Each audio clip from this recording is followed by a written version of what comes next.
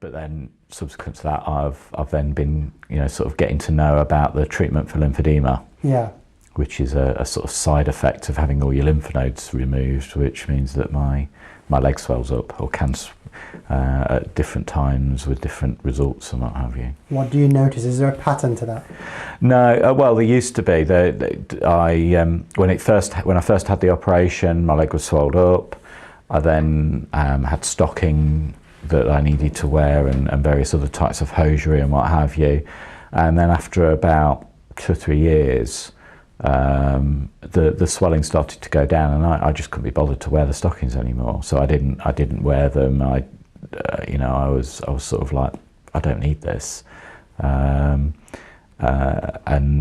sort of I considered it was sort of almost getting back to normal. So after I was discharged, sort of after about 5 years, and didn't have any more sort of contact with the skin people. It might actually have been 7 years. I think he kept me a bit longer than he should have done. Mm-hmm.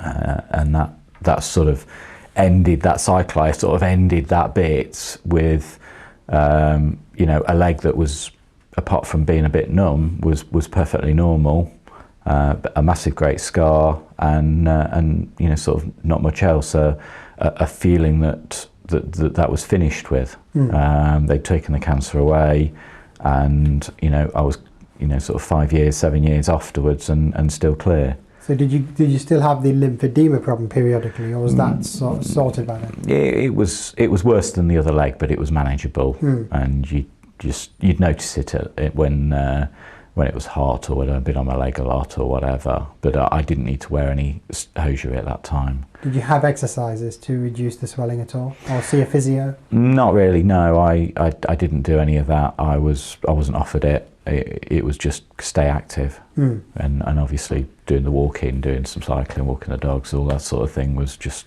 sort of normal. But then the trigger for the next episode was that my leg started swelling up again.